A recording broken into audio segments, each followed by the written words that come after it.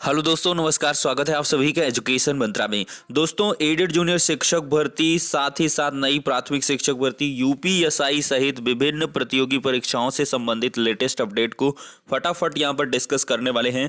दोस्तों, added junior शिक्षक भर्ती में पेपर लीक मामला अब गर्माहट पकड़ रहा है। जी हां दोस्तों, मार्क्स को देखते हुए अभ्यर्थियों ने काफी तगड़ा विरोध प्रदर्शन यहां पर शुरू किया है और उसी का नतीजा है कि यहां पर एसटीएफ के द्वारा भी सक्रियता बरती जा रही है और एक बड़ी सफलता हासिल हुई है। एडेड जूनियर पेपर लीक मामले में एक बड़ा खुलासा हुआ है। फरार उप प्रधानाचार्य को गिरफ्तार कर लिया गया है। तो यहां पर दोस्तों देख सकते हैं, पेपर लीक मामले में फरार उप प्रधानाचार्य गिरफ्तार। पेपर लीक मामले में लंबे समय से फरार चल रहे डॉक्टर केएन कॉटजू इंटर कॉलेज के उप प्रधानाचार्य आकाश खरे को गिरफ्तार कर लिया गया है। दैनिक जागरण में खबर प्रकाशित होने के बाद बुधवार को कीटगंज पुलिस ने गोविंदपुर स्थित घर पर छापामारी करते हुए आकाश को पकड़ा और फिर कोर्ट में पेश किया। अदालत से उसे जमानत मिल गई। इस मामले में अभी प्रधानाचार्य राम नयन द्विवेदी का बेटा अनुग्रह उर्फ छोटू और बेटी आकांक्षा व साल्वर वीरेंद्र फरार चल रहे हैं। पुलिस का दावा है कि अभियुक्त अशोक खरे ने बयान दिया है कि सहायक अध्यापक अशोक तिवारी ने उनके व्हाट्सएप पर पेपर भेजा था। इसके बाद उसने साल्वर वीरेंद्र को वही पेपर व्हाट्सएप के जरिए भेजा था। तो तार देखते जाइए।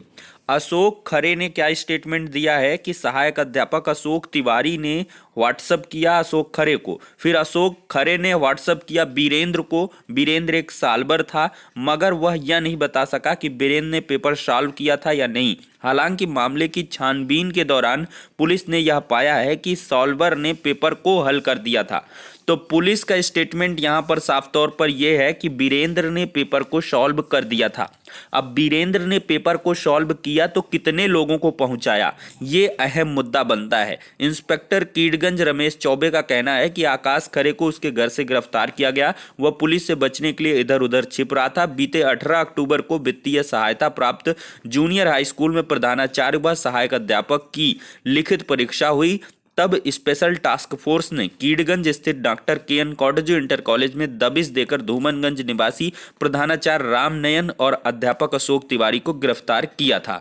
देखिए, Bharat scout guide and inter college में परीक्षा दे रही अपनी बेटी को उत्तीर्ण कराने के लिए प्रधानाचार्य ने आकाश खरे और अशोक तिवारी की मदद से पेपर लीक किया था। अध्यापक के मोबाइल में पेपर भी मिला था।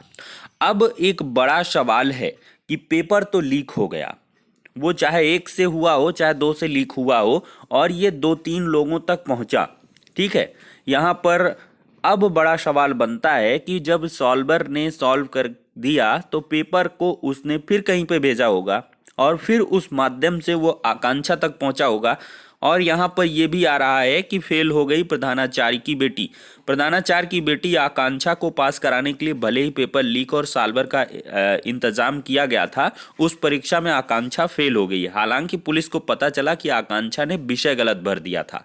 इसने डबल गोले कर दिए, इस वजह से इसका मूल्यांकन ही नहीं हुआ जिसमें उसके नंबर कम आए। मगर वह नकल की थी या नहीं, या उसके पकड़े जाने पर साफ होगा। अब दोस्तों, थाने में लिखा पढ़ी करके छोड़ दिया था। अभियुक्त के पिता व पत्नी ने दैनिक जागरण को बताया कि 3 दिन पहले पुलिस ने आकाश को कीटगंज थाने बुलाया था, लिखा पढ़ी करके थाने से ही रिलीज कर दिया था। फिर बुधवार को संपर्क किया और कोर्ट में सरेंडर कराने की बात कही। पुलिस ने उनके बेटे को घर से नहीं पकड़ा था। तो अभी देखते हैं क्या कुछ यहाँ पर खुलासा होता है। लेकिन इसी प्रकार से अगर सक्रियता सभी ने दिखाई तो अवश्य ही एक बड़ा पर्दाफाश यहाँ पर एडेड जूनियर शिक्षक भर्ती में हो सकता है। और डीजे वाले बाबू जितने भी हैं, उनका डीजे आप लोग भी बजा सकते हैं। तो ये एक बड़ी खबर कही जा सकती है पेपर लीक मामले का। कल हमने वो मुद्दा उठाया था कि आखिरकार उसमें क्या कुछ यहाँ पर एग्जीक्यूशन हुआ है। अब देखते हैं, यहाँ पर इनको भी गिरफ्तार किया जाना चाहिए। और साथ ही साथ अगर यहाँ पर सार्वर को पकड़ा जाता है, वीरेंद्र को, तो उसके व्हाट्सएप को यहाँ पर खंगाला जाए और उसने अपने व्हाट्सएप से कितने लोगों को भेजा था, फिर उन्होंने कितने को भेजा, तो एक तार यहाँ पर पकड़ आ जाएगी कि किस किस को किस किस कैसे कैसे माध्यम से वो पेपर पहुंचा था। क्योंकि सॉल्व पेपर के बाद अवश्य ही कोई ना कोई यही चाहता है कि भाई कुछ रुपए मिलते होंगे, तो उन्हीं के आधार पर वो सोचता है कि और कितने लोगों को ना भेज दिया जाए। ठीक है दोस्तों, सूरत हालात कुछ उत्तर प्रदेश में ऐसे हैं कि 16 साल तक फर्जी डिग्री से कोई नौकरी करता रहा और किसी को भनक ना लगी। अब जब भनक लगी, मामला तूल पकड़ा, तो बीटीसी की डिग्री फर्जी निकली और सेवा समाप्त हुई है। एफआईआर भी दर्ज कराई गई है। यहाँ पर मामला है ये प्रतापगढ़ का। फर्जी डिग्री पर नौकरी करने वाली शिक्षिका के अभिलेखों की जांच में बेसिक शिक्षा विभाग को 16 साल लग गए। विभागीय जांच में बीटीसी की डिग्री फर्जी निकलने पर शिक्षिका की सेवा समाप्त कर दी गई। बीएसए ने बीईओ भारती त्रिपाठी को कन्हई थाने में मुकदमा दर्ज कराने को कहा है। तो यहाँ पर राजकुमारी ने 31 अक्टूबर 1995 में सुल्तानपुर जिले में फर्जी डिग्री के आधार पर नौकरी हासिल की।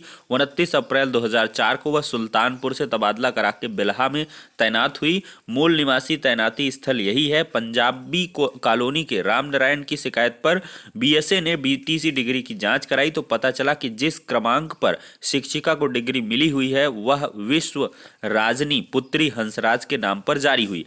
प्रभारी बीएसए सुधीर कुमार सिंह ने मामले को गंभीरता से लेते हुए शिक्षिका की सेवा समाप्त करते हुए बेलखर नाथ धाम की बीईओ भारती त्रिपाठी से कन्हई थाने में फर्जीवाड़े का मुकदमा दर्ज कराने को कहा है। तो ये तो व्यक्तिगत यहाँ पर मामला हुआ, लेकिन कई ऐसे भी मामले हैं जहां पर फर्जी डिग्री के सहारे बहुत सारे यहाँ पर सहायक अध्यापक या सहायक अध्यापिकाएं जॉब कर रहे हैं और इनको भी बर्खास्तगी का रास्ता दिखाना होगा।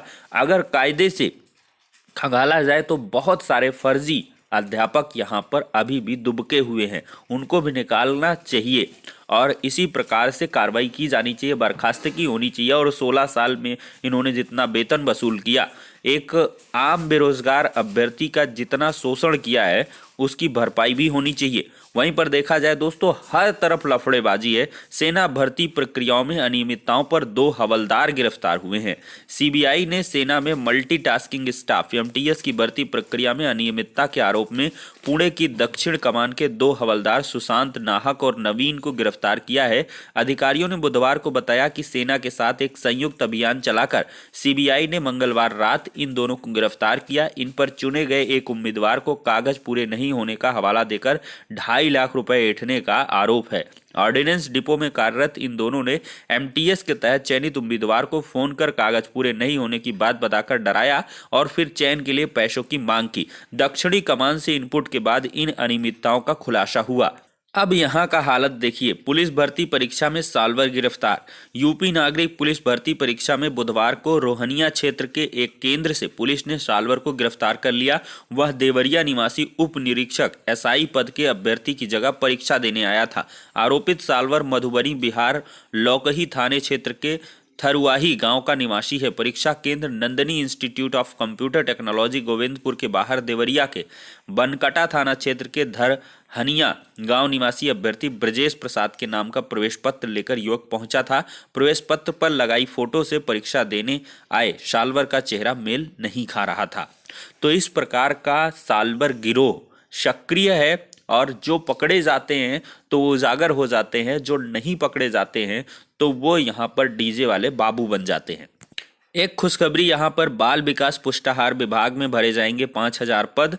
कुपोषण दूर करने वाला विभाग कर्मचारियों की कमी से जूझ रहा है। विभाग में लगभग 5000 पद खाली हैं। बाल विकास और पुष्टाहार राज्य मंत्री स्वाति सिंह ने सभी पदों को भरने की कार्रवाई शुरू करने के निर्देश दिए हैं। विभाग में मुख्य सेविकाओं के 3737, कनिष्ठ सहायिकाओं के 538, सहायक सांख्यिकी अधिकारी के 222 और सीडीपीओ के 434 पद खाली हैं। इनमें से कुछ भर्ती तो प्रोन्नत ही भरेंगे। बीते दिनों समीक्षा में स्वाति सिंह ने रिक्त पदों का ब्यौरा लिया तो पता चला अधिकारी सुनवाई नहीं करते। उन्होंने इन पदों को भरे जाने के लिए टाइमलाइन तलब की है, लेकिन विभाग ने नहीं की।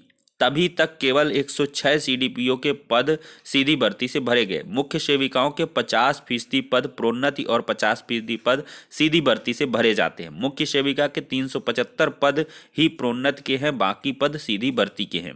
तो यहाँ पर दोस्तों जल्द ही 5000 पदों पर पुष्टाहार विभाग में भर्ती देखने के लिए मिल सकती है। बीते दिनों एक मुद्दा चल रहा था कि शिक्षा मित्रों को काउंट किया जाएगा शिक्षकों के रूप में कि नहीं।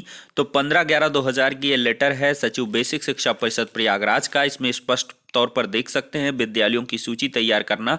दूसरे पॉइंट पर लिखा है कि विद्यालय में रिक्त पदों की गणना में कार्यरत शिक्षा मित्र और अनुदेशकों को नहीं जोड़ा जाएगा। मतलब शिक्षकों के रूप में शिक्षा मित्रों और अनुदेशकों को अभी तक नहीं जोड़ा जा रहा है। अब आगे देखते हैं इसमें प्रपोजल बनता है, उस पर कोई कार्रवाई होती है तो ये चीज़ देखने के लिए मिल सकती है। अदरवाइज शिक्षा मित्र ही बने रहेंगे। अब दोस्तों यहाँ पर सबसे बड़ा मुद्दा है नई प्राथमिक शिक्षक भर्ती का।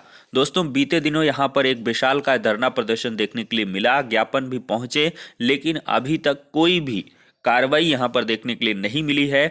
और नवंबर महीना धीरे धीरे बीतता जा रहा था। ऐसी उम्मीद थी कि 15 नवंबर के बाद कभी भी जो कमेटी की रिपोर्ट है वो सार्वजनिक हो जाएगी और कमेटी की रिपोर्ट सार्वजनिक होने के बाद से नई भर्ती प्रक्रिया पर जो कार्य है वो प्रगति में हो जाएगा, लेकिन ऐसा कुछ भी देखने के लिए नहीं मिला है। तो इसीलिए एक बड़े यहाँ पर कह लें कि मांग की जरूरत है जिसके आधार पर कमेटी की रिपोर्ट को फाइनलाइज किया जाए।